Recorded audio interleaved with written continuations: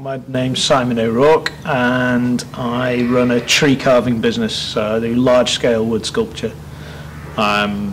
Anything, covering anything from people to animals to rustic furniture, anything like that. So yeah, it was a bit of a roundabout way that I got into doing this. I graduated from the illustration degree at Newey as it was then, and struggled to find work as an illustrator, and it's quite difficult to get into illustration.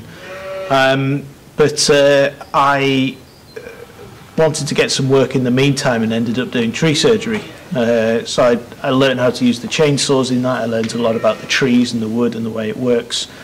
And then I saw somebody carving and saw the opportunity to actually be able to use my degree. Sometimes these things happen in ways that we don't expect. So I ended up using my degree to do sculpture rather than to do 2D illustration. Having the illustration background has helped me an awful lot with communicating with customers, so I can produce a detailed sketch or a drawing of what I intend to do for the customer, and that's actually enabled me to get more jobs than if I hadn't been able to draw. Having that background has been great, and I've been able to bring the illustration side of it into the actual jobs I'm doing as well. I've collaborated with schools, and the school children have written a story and I've illustrated it with the carvings as a sculpture trail. I love the fact that I'm doing something with my degree. I love the fact that I'm doing something that I enjoy as well. I think the thing I enjoy most about it is that I'm combining my love of being sort of outdoors and using power tools with my illustration and art side of things. I'm not ashamed to say it's a case of big boys' toys, really, with chainsaws and power tools. But it's great fun, and it's nice to meet different people. It's the variation of what I'm doing is great. I'm not doing the same thing all the time, and it's really good fun. Running my own business has been interesting.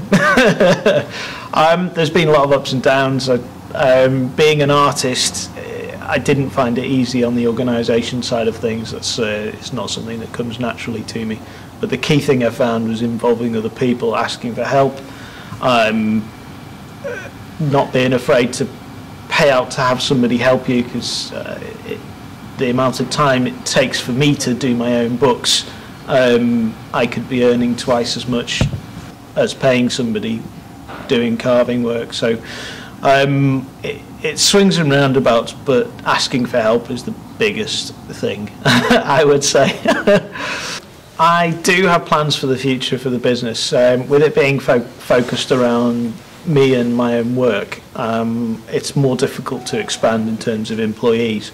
But there's all sorts of different routes we can take. I'm going to start producing master carvings for a friend of mine who does casts. We're going to do some reproductions that way. I'm going to get into doing possibly get into being an agent for sculptors, and actually getting the work for other chainsaw sculptors as well. And